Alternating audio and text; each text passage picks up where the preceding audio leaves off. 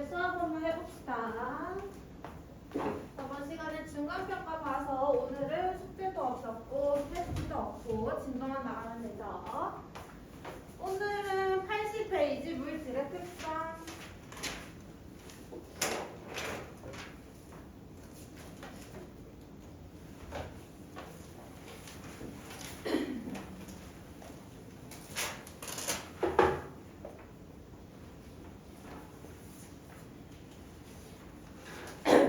물질의 특성이라는 것은 각각의 물질마다 고유의 특성을 가지고 있는데요. 그 특성을 통해서 물질을 구분할 수가 있어요.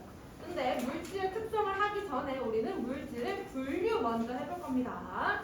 세상에 있는 많은 모든 물질을 네 가지로 분류를 한번 해볼 건데요. 물질 중에서 한 가지로 이루어져 있는 물질이랑 두 가지 이상으로 이루어진 물질이 있어. 한 가지로 이루어진 물질을 순수한 물질이다라고 해서 순물질. 얘는 한 가지로 이루어진 물질. 성질이 하나라는 뜻이야. 성질이 하나. 그 다음에 두 가지 이상으로 있는 거는 혼합되었다. 혼합물이라고 합니다.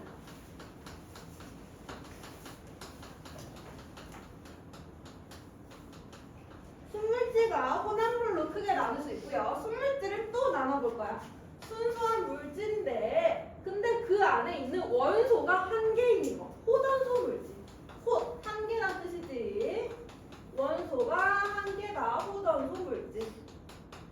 예를 들면 수소, 산소, 질소 이런 것들 전부 다 원소가 하나로 이루어져 있는 호전소 물질들입니다. 그 다음에 한 가지 물질인데 두 가지 이상의 원소가 같이 결합해 있는 물질이 있어요. 화합물이라고 합니다. 화합물이랑 혼합물이 많이 혼동을 합니다. 이름이 비슷하기 때문에. 근데 화합물은 한 가지 물질이고요. 혼합물은 두 가지 이상이 섞여 있는 물질이라고 생각해줘야 돼요. 여기서 화합물에서 어떻게 두 가지 원소가 섞였는데 한 가지 물질이 되냐면 예를 들면 H2O. 얘는 수소라는 원소와 산소라는 원소가 결합을 해서 새로운 물이라는 성질을 가지게 되는 거야. 수소의 성질은요, 불이랑 만나면 폭발할 수 있고요. 산소의 성질은요, 불이랑 만나면 불을 더 잘 태우는 성질을 가지고 있어요. 근데 물이랑 불이랑 만나면 어때? 불이 꺼져버려. 수소의 성질도 잃어버리고 산소의 성질도 잃어버린 거야. 대신에 물이라는 새로운 성질을 갖게 된 물질이에요. 그렇기 때문에 얘는 물이라는 한 가지 물질이라고 칭합니다. 알겠죠? 물이나 혹은 CO2. 얘도 마찬가지 탄소와 산소의 성질을 잃어버리고 이산화탄소라는 새로운 성질을 가지게 된 거. 암모니아. 이런 것들 화합물들은 화학결합을 통해서 새로운 성질을 가졌기 때문에 순물질로 분류를 합니다. 자, 그럼 혼합물은 뭐가 속하냐? 혼합물에는 두 개가 섞였는데 균일하게 섞여져 있는 균일 혼합물이 있고요. 뭔가 불균일하게 섞여 있는 불균일 혼합물이 있습니다. 여기서는 균일 혼합물이랑 불균일 혼합물의 예시를 구분해서 기억해줘야 돼요. 그거를 많이 물어봅니다. 자, 균일 혼합물에 뭐가 있냐면 공기. 자, 우리가 이쪽에서 숨이 잘 쉬어지는데 이쪽에서 숨이 안 쉬어지고 이런 거 없잖아, 그치? 공기는 전부 다 균일하게 섞여져 있는 혼합물이기 때문에 균일 혼합물에 속하고, 혹은 탄산음료. 탄산음료 안에 탄산이 균일하게 섞여져 있고요. 이산화탄소가 섞여져 있는 거예요. 얘도 균일하게 섞여져 있고, 식초 같은 거. 혹은 합금. 합금은 금이야, 금. 근데 여러 가지 물질이 섞여 있는 금이라고 생각하면 됩니다. 이런 것들을 균일 혼합물에 속하고요. 불균일 혼합물은 보통 불투명해요. 불투명. 우유. 우유를 오랜 시간 두게 되면은 아래 가라앉는 물질과 위로 뜨는 물질이 생기게 돼요. 균일하지 않게 섞였기 때문에 그런 현상이 일어나는 거고요. 그 다음에 또 뭐 있지? 흙탕물.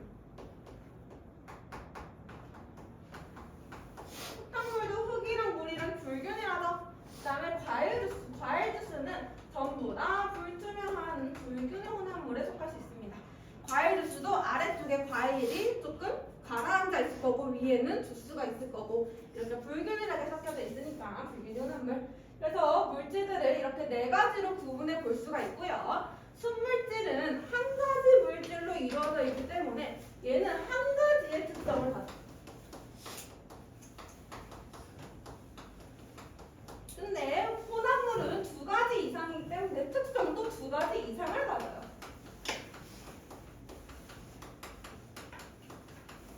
그래서 순물질은 한 가지 특성을 가지기 때문에 순물질의 양이랑 상관없이 항상 물질의 특성이 일정합니다.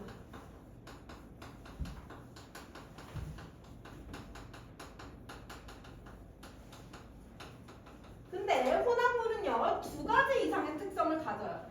얘는 혼합 비율, 설탕물이라고 생각해보면 설탕이 얼마나 섞였냐, 혼합 비율에 따라서 물질의 특성이 여러 개를 가질 수 있어. 혼합 비율에 따라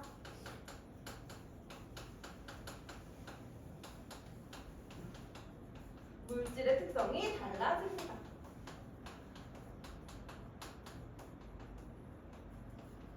저런 특징들을 가지고 있어요. 그래서 오늘은 물질의 특성을 본격적으로 해보도록 할게요. 자, 물질의 특성이라는 거는 그 물질이 가지고 있는 고유의 특성이다 라고 해서 여러 가지를 볼 건데, 물질의 특성 안에는 겉보기 성질이 있고요. 겉으로 보이는 성질이라고 생각하면 돼. 냄새, 색, 맛 이런 것들 겉보기 성질. 그 다음에 끓는 점, 녹는 점, 어는 점. 이거는 앞에서 한번 배웠죠? 1학년 과정하면서. 그 다음에 밀도, 그 다음에 용해도. 나머지는 많이 안 어려워. 많이 안 어려운데 이 용해도라는 게 조금 어려워. 용해도에는 계산 문제가 나올 거야. 그래서 용해도만 조금 주의 깊게 들어주세요. 자, 물질의 특성을 보면은 물질의 특성이란 물질의 여러 가지 성질 중 양에 관계없이 그 물질만이 나타내는 고유한 성질이다 라고 되어 있어요. 그래서 80페이지 아래쪽에 그래프 두 개가 나와 있는데 이 그래프는 끓는 점, 녹는 점, 어는 점을 알아야지 할 수 있기 때문에 81페이지 끓는 점 먼저 볼게요. 끓는 점. 자, 끓는 점이란 액체가 끓어서 기체가 되는 동안 일정하게 유지되는 온도.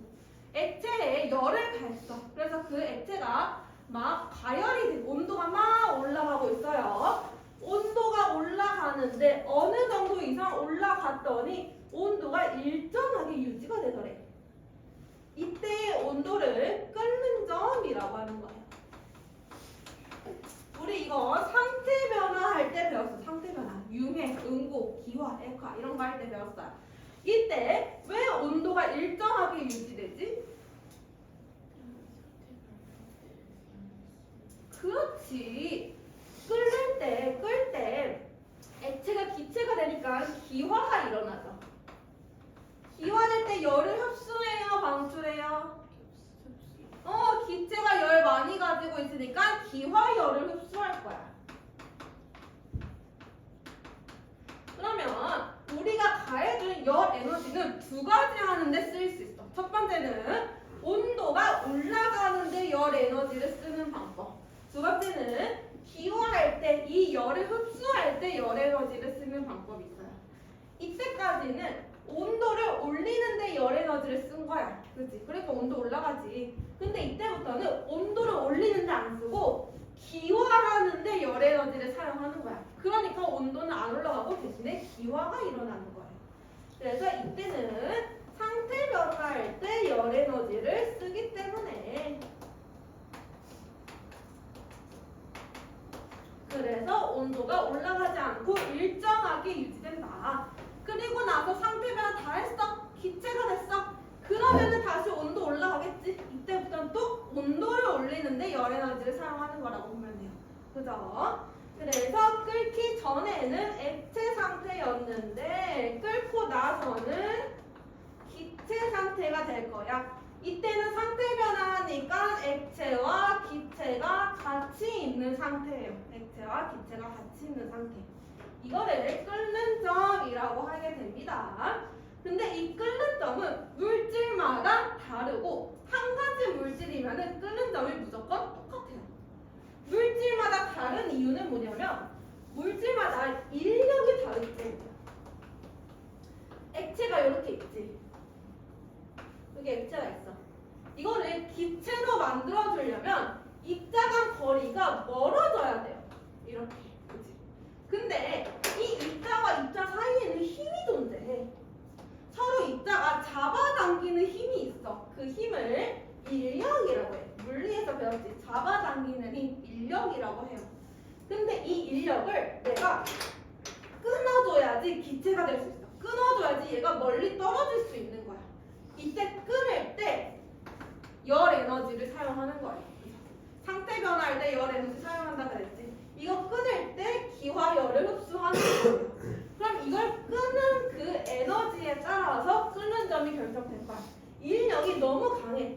얘가 너무 딱 달라붙어있어. 그러면은 에너지를 많이 가해줘야겠지. 딱 달라붙어있으니까 에너지가 많이 필요할 거야. 인력이 강할수록 에너지가 많이 필요해요. 그 말은 얘는 끓는 점이 높다는 뜻이야. 높은 에너지 상태에서 끓일 수 있다라는 상태.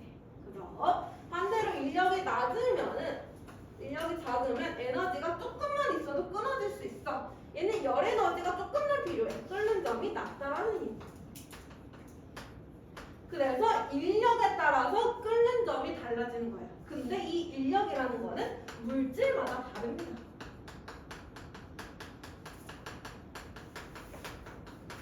그러니까 끓는 점도 당연히 물질마다 다를 수밖에 없어요. 근데 이 끓는 점이라는 거는 물이라고 하면 끓는 점이 100도죠, 100도. 모든 물은 전부 다 100도에 끓어. 10ml의 물이나 100ml의 물이나 1000ml의 물이나 전부 다 100도에 끓어요. 그럼 그거의 차이점은 뭘까? 빨리 그때 돌아가.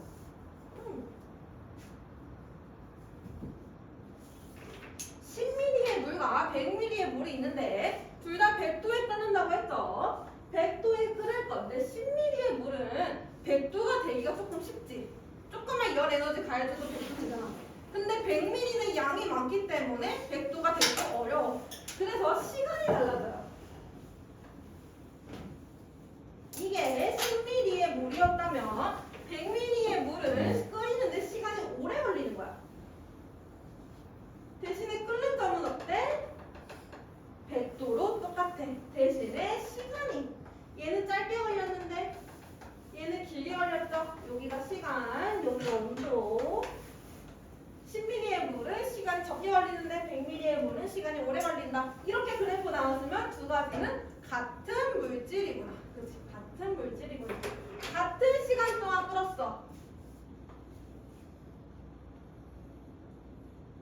이렇게 됐어. 그러면은 빨간색이랑 흰색은 같은 물질이에요? 아니죠. 빨간색 끓는 점은 여기지. 흰색 끓는 점은 여기고. 흰색이랑 빨간색은 끓는 점이 다르니까 다른 물질이라고 해줘야 돼. 그치? 시간을 보는 게 아니고요. 끓는 온도를 보고 물질을 구분해 주는 거예요. 자, 그 다음에 끓는 점이 바뀔 수 있어. 한 가지 물질이면 끓는 점이 일정하다 그랬는데 그 끓는 점이 항상 일정한 건 아니고 언제 일정하냐면 같은 압력에서 끓는 점이 일정한 거예요. 그럼 여기서 압력이 달라지면 뭐가 달라지냐면 인력이 달라집니다. 인력. 여기 고체가 있었어. 내가 얘를 압력을 가해서 꽉 눌렀어. 그러면은 얘는 외부 압력이 커졌지. 압력이 큰 상태, 압력을 가했으니까. 압력을 가하면 부피 어떻게 돼요?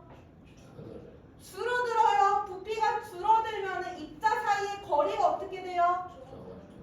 가까워질 거야. 입자 사이의 거리 가까워지면은 인력이 커져요. 가까워지면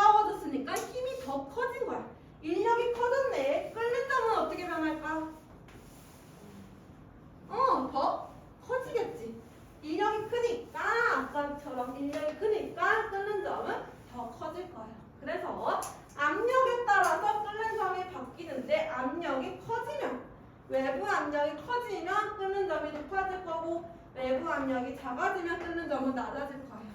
이거의 예시가 뭐냐면 압력밥솥. 압력밥솥은 압력을 가해서 밥을 하는 거야. 압력을 가하면 끓는 점이 높아지지. 그럼 물이 100도에서 끓는 게 아니라 좀 더 높은 온도에서 끓게 돼요. 그러면 얘는 높은 온도에서 조리가 될 거 아니야. 가열이 될 거 아니야. 그래서 좀 더 빨리 밥이 돼요. 높은 온도니까. 근데 대신에 산 위에 가서 밥을 지으면 어떻게 돼? 서리지. 산 위에는 압력이 낮아. 공기가 적기 때문에 그래요.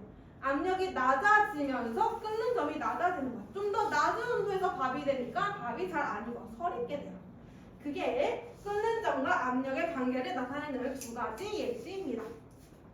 자, 그러면 혼합물이라면 끓는 점이 어떻게 변할까? 이렇게 되면 순물질인데 혼합물은 보통 끓는 점이 순물질보다 높아요. 여기서 끓기 시작하는 거야. 근데 순물질은 끓는 점이 일정하지. 혼합물은 끓는 점이 일정하지가 않아요. 계속 올라가. 자, 소금물을 예시로 들어볼게. 소금물은 소금이랑 물이랑 섞여 있는 건데 소금이 얼만큼 들어갔느냐에 따라서 끓는 점이 달라져. 소금이 많이 들어가면 들어갈수록 끓는 점이 점점 높아져요. 소금물. 근데 이 온도에서 소금물이 끓기 시작했어. 그러면 물이 날아가 버리잖아. 물이 날아가면 소금물의 농도는 더 높아질 거야. 소금물의 농도가 높아지면은 끓는 점이 높아져요. 그래서 얘가 물이 날아가면서 소금물의 농도가 진해지고 끓는 점이 점점 증가하는 거라고 보시면 됩니다. 그래서 소금물, 혼합물의 경우에는 끓는 점이 일정하지 않고 점점 증가하는 경향을 보이게 된다라는 겁니다. 끓는 점을 알았으면 녹는 점, 어느 점은 똑같지. 녹는 점은 끓는 점이랑 똑같아요. 녹는 온도고 녹으니까 고체에서 액체로 변하죠. 융의 열을 흡수하기 때문에 온도가 일정하게 유지되는 거다. 똑같고요. 어는 점도 마찬가지. 물체가 어는 온도를 어는 점이라고 하고요. 얼 때는 액체가 고체로 되니까 응고하죠. 어서오세요. 왜 이렇게 늦게 왔어?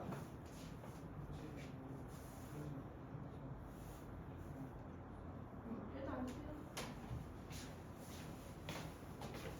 지금 81페이지하고 있습니다.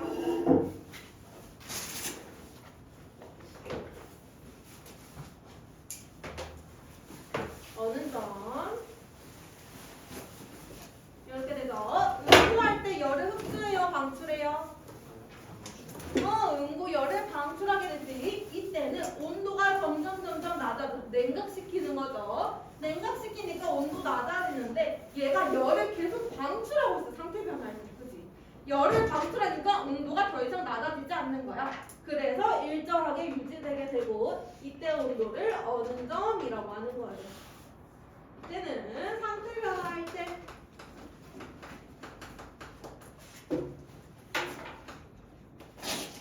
열 에너지를 방출하기 때문에 온도가 낮아지지 않고 일정하게 유지되게 된다라는 겁니다. 그래서 혼합물이라면 어느 점도 아까 끓는 점처럼 어느 점이 조금 낮아요. 여기서 얼기 시작하는 거야, 소금물이. 근데 얼 때도 물이 먼저 얼어. 소금만 안 얼어요. 물이 오는 거야, 그치? 물이 얼면은 소금물의 농도가 진해져. 어느 점이 점점 낮아져요. 소금물의 농도가 진해지면 녹는 어느 점이 낮아지게 되는 거예요. 그래서 혼합물이랑 순물질의 끓는 점이랑 어는 점을 비교할 수 있고요. 자, 어떤 물질을 지금 고체인지 액체인지 기체인지 알기 위해서는 녹는 점이랑 끓는 점을 알아야 되는데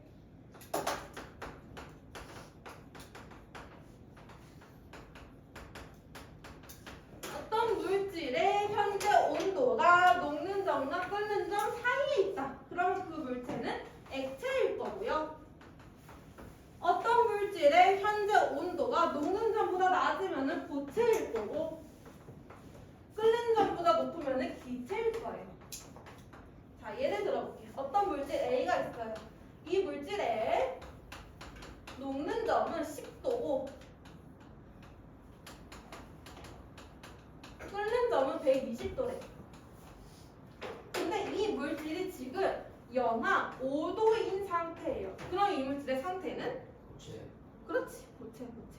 그럼 이 물질이 현재 영상 20도래요. 그러면 액체. 액체가 되는 거지. 이렇게 찾으면 되겠죠. 안 어렵지 하나도? 얘는 마이너스 5도 여기 있지. 녹는 점보다 낮으니까 고체. 20도는 여기 있지. 녹는 점과 끓는 점 사이니까 액체. 이렇게 찾으면 됩니다. 그래서 끓는 점, 녹는 점, 어느 점을 같이 다 봤고요. 오른쪽에 끓는 점 변화 실험이라고 해서 감압 용기가 나와져 있어요. 감압 용기라는 거는 압력을 감소시키는 용기를 감압 용기라고 해줍니다. 압력을 감소시키니까 끓는 점 어떻게 되지?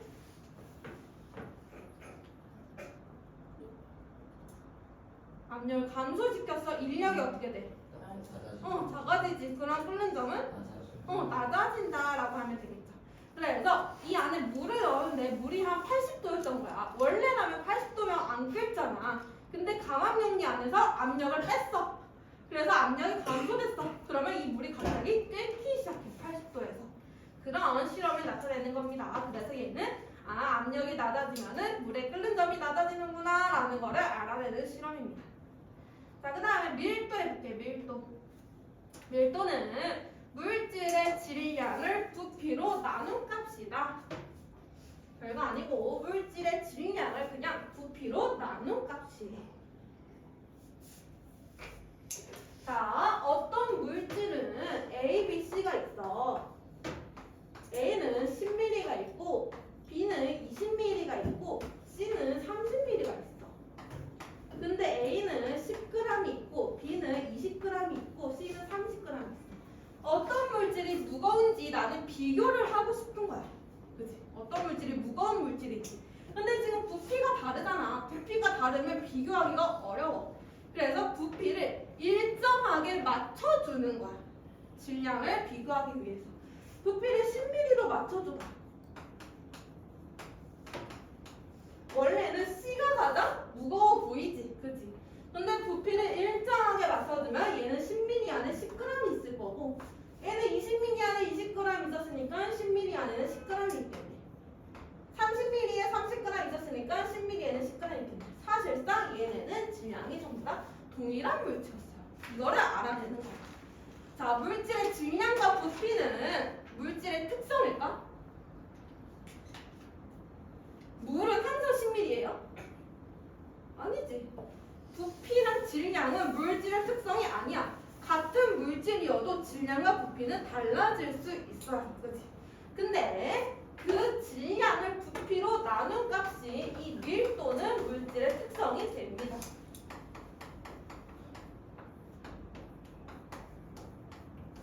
질량과 부피는 물질의 특성이 아니지만 질량을 부피로 나눈 단위 면적당 단위 면적 같은 면적일 때 질량은 밀도는 물질의 특성이 될 수가 있습니다. 자, 이 단위 보면 질량의 단위 그램, 부피의 단위 세제곱센티미터일 수도 있고요. 질량의 단위 그램, 부피의 단위 밀리리터일 수도 있어요. 단위는 쓰면 되시고.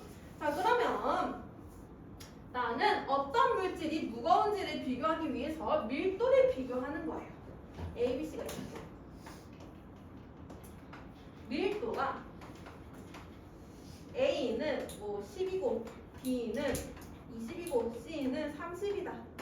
그럼 같은 부피일 때, 부피가 1일 때 A의 질량은 10g이고 B의 질량은 20g이고 C의 질량은 30g이지. 같은 부피일 때 누가 제일 무거워? C가 제일 무거워요. 그치? C가 30g이야. 부피가 1일 때. 즉 C가 가장 무겁고요. A가 가장 가벼운 물질이야. 그래서 얘를 내가 물 속에 넣으면은 C는 가라앉고 B는 중간에 있고 A는 제일 위에 있어요. 이렇게. C가 제일 무겁기 때문에 아래로 내려갑니다. 그래서 밀도가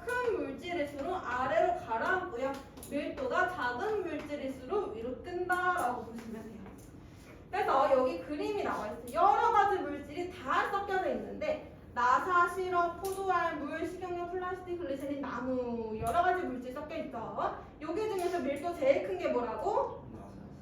가장 아래쪽에 가라앉아 있는 거 나사. 밀도가 가장 작은 거는 나무. 나무가 되겠죠. 그래서 이걸 보고 누가 밀도가 큰지 비교할 수 있습니다. 자, 그 다음에 여기서 그래프가 나올 수가 있는데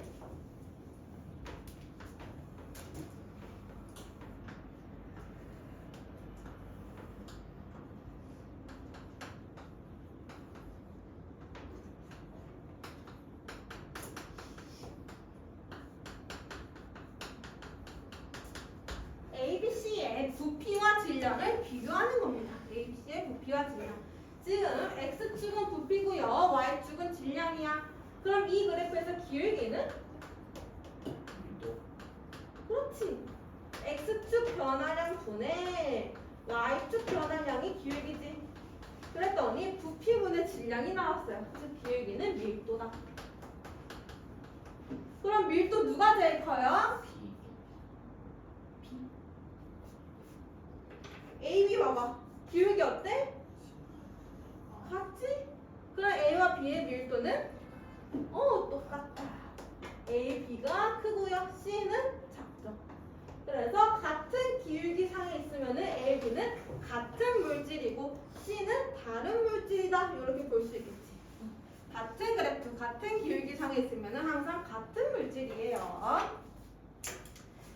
자, 그 다음에 밀도에 영향을 주는 요인 보면은 일반적으로 고체가 가장 크고 그 다음이 액체, 그 다음이 기체 순이에요. 그 이유는 고체, 액체, 기체가 질량이 다 같다고 가정한다면 부피가 고체가 가장 작잖아, 그치?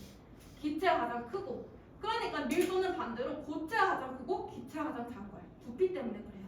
근데 물은 어때? 물은 물이랑 얼음 중에 누가 더 부피가 크지? 얼음이 부피가 더 커요. 얼음이 부피가 더 커요. 상태 변화할 때 했죠. 얼음이 부피가 더 크기 때문에 밀도는 누가 커? 물이 더 크지. 그래서 물에 얼음 넣으면 얼음이 둥둥 떠. 그렇지? 얼음이 밀도가 작다는 뜻이에요. 부피가 크기 때문에 그래요. 그래서 물만 예외로 기억하고 있으면 됩니다. 그 다음에 온도와 압력에 따라서도 밀도가 달라질 수 있는데요. 그래서 밀도를 기록할 때는 온도와 압력을 같이 기록을 해줘야 돼요. 자, 온도나 압력이 달라지면은 부피가 달라질 수 있어요. 온도 높아졌네. 부피 어떻게 돼요? 커지지. 온도 높아지면 부피 커지지. 밀도는 어떻게 될까? 작아지지. 부피 커지면 밀도 작아지죠. 자, 압력이 높아졌어요. 부피 어떻게 돼요? 작아져요. 밀도는요? 커져요. 이렇게 보면 되죠. 안 어렵지. 이렇게 하면 되고 혼합물의 밀도. 혼합물은 성분 물질이 섞인 비율에 따라 밀도가 달라질 수 있다. 지금 보면은 물이랑 소금물이 있어. 근데 소금물의 밀도가 좀 더 커요. 그래서 물에 계란을 넣고 소금을 조금씩 넣으면 소금물의 밀도가 점점 커지면서 계란을 위로 뜹니다. 소금물의 밀도가 계란보다 더 큰 거를 볼 수 있죠. 그래서 밀도가 더 높다라는 거를 보여주고 있습니다. 어려운 부분 있을까요? 문제 풀어볼게요. 83페이지.